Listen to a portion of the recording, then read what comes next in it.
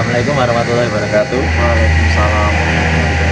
Selamat pagi, perkenalkan nama saya Haris Dermawan. Hari ini saya berkesempatan untuk berbincang langsung dengan Bapak Ahmad Teguh, salah satu sosok inspiratif dengan perjalanan suksesnya. Terima kasih Bapak sudah meluangkan waktu untuk berbagi cerita bersama kami. Boleh kita mulai sekarang Bapak? Boleh, monggo. Baik, yang pertama, bolehkah Bapak menceritakan sedikit bagaimana awal mula perjalanan Bapak hingga berada di posisi sukses seperti sekarang ini? Awal usaha itu pertama kita punya angan-angan dan punya kemauan. Sebelum ini kan saya merantau di Jakarta. Dan waktu bekerja kan kita pasti banyak tahu, terus kita punya angan-angan pengen punya sendiri dan seperti itu. Itu saya memutuskan untuk pulang kampung karena orang tua sudah sepuh.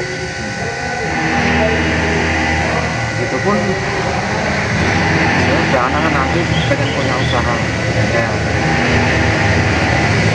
Yang berjalan waktu saya coba mulai bikin bengkel. Awalnya nggak di sini, awalnya di rumah karena kan tempat belum punya semuanya serba minim lah, malah minus lah ya, kalau punya seperti itu. Selanjutnya, apa tantangan terbesar yang pernah Bapak hadapi dalam proses mencapai itu ini dan bagaimana cara Bapak menghadapinya? Ya, tidak itu Terbesar. karena waktu saya buka mulai itu pas di awal pandemi Corona ini. itu terus waktu itu November, bukan awal tapi sampai saya itu Maret ya mulainya, itu udah mulai kenceng-kenceng. Di situ saya beli mesin pun kan kita dihadapkan dengan tidak boleh kemana-mana, nah, gerak kita terbatas. Itu yang lockdown itu berat. Terus yang kedua pasti tuh jatuhnya ke modal, karena awalnya kita itu modal minus, cuma kemauan dan terlalu banyak semangat angan-angannya itu bingung lah kita mau nyari modal kemana Pak. Waktu itu kan susah, pinjaman juga susah, nggak begitu dipercaya karena kita baru mulai. Alhamdulillahnya kita ada orang tua dan mertua, jadi mereka support. Akhirnya ada ya dulu tuh di jual ke Kolon Jati, nggak salah itu ingat itu 25 juta harganya beli mesin jemput, itu pun kurang lah. Itu baru mesin satu, sedangkan kerjanya itu pakai CNC. Tahap keduanya saya kapan ke mana-mana, nah itu ada titik berat dan ada sedikit sedih maksudnya, kurang lebih seperti ini, seperti itu. Selanjutnya, dalam perjalanan panjang tersebut, apakah ada momen tertentu yang menurut Bapak menjadi titik balik dalam karir atau usaha yang Bapak jalani?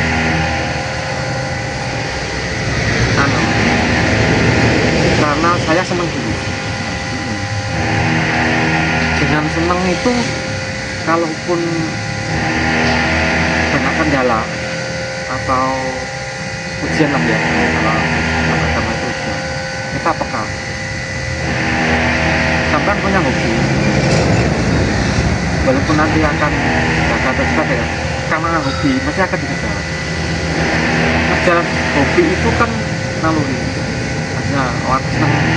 Kan saya kan di bidang mesin, saya senang di pemrograman, gambar, cuci mesin, jadi hasilnya bisa puas. Terus konsumen juga senang, itu kan puasa tempat nikmat kita. Nah, kalau lebih seperti itu. Selanjutnya, menurut Bapak, faktor apa yang paling berperan dalam kesuksesan ini? Apakah kerja keras, hubungan keluarga, atau hal lainnya? Pertama keluarga. Selain kita itu punya cita-cita yang punya usaha itu, harus keluarga itu harus mendukung sepenuhnya. Jangan lupa karena saya masih punya orang tua, mereka faktor yang sangat utama mungkin dalam mendoakan anaknya. Kita kalau bersama orang tua bersama itu sepengetahuan saya kan doa itu insya Allah dikabulkan oleh Allah. Nah, sedangkan kita kalau mau minta restu, kalau kita nggak baik sama orang tua, tetapi bukan itu sulit, mungkin itu akan 10 kali, mungkin kalau nggak baik mungkin hanya sekali atau 2 kali. Nah, orang tua nggak mungkin tetap merestui atau mendoakan, tetapi kalau kita berbakti atau kita benar-benar baik sama orang tua, kita minta didoakan, bisa mungkin lebih. Jadi menurut saya barangkali kalau ini faktor utamanya ya itu dari orang tua, support dari keluarga, istri terutama, itu istimewa. Saya kalau nggak benar-benar support, saya berat dalam segala hal pokoknya. Maksud saja tuh kalau istri nggak support, sudah masalah di bengkel, kedua masalah keluarga, kita kan ya, seperti itulah kalau Selanjutnya, sebagai seorang tokoh yang sukses, adakah prinsip hidup atau filosofi yang selalu Bapak pegang dalam menjalani kehidupan dan pekerjaan? Nah, dalam usahanya selagi itu barang bisa dilihat, kita pasti mampu. Terus setiap ada kesulitan kan pasti ada tantangan. Di jalan keluarnya kan banyak seragam. Terus usaha itu yang utama jaga kepercayaan konsumen. Nah, tepat, bagus, ada bersaing. Itu harus, saya kira semua pengusaha harus sama. Untuk memajukan atau untuk lanjut dalam bisnis itu pasti begitu. Tidak seperti itu. Pertanyaan terakhir, Pak, apa pesan dan motivasi yang ingin Bapak sampaikan kepada generasi muda agar tidak mudah menyerah dalam meraih impian mereka? Perekonomian sekarang semakin penting kalau kita nggak peka dan mengikuti zaman. Kita akan tetap dengan zona aman. Kan dalam anak muda itu kan karena mengalami zona lingkungan senang ya senang. Jangan sekarang itu perekonomian kita kalau nggak banyak mengikuti zaman, perkembangan zaman, kita akan tertinggal. Bukan berarti nggak bersyukur ya. Kadang kan sudah aku foto ini bukan begitu. Usaha atau pekerjaan itu kan jatahnya masing-masing. Mau bekerja pun harus produktif, rajin. Terus kalau memang sudah ada kesempatan, kita nggak boleh takut. Dari zona aman misalnya dia bekerja, mau usaha itu aku bilang kerja aja lah, ini pulang terima gaji.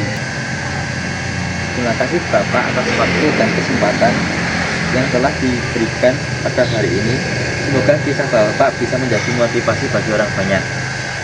Sampai jumpa di kesempatan berikutnya. Wassalamualaikum warahmatullahi wabarakatuh.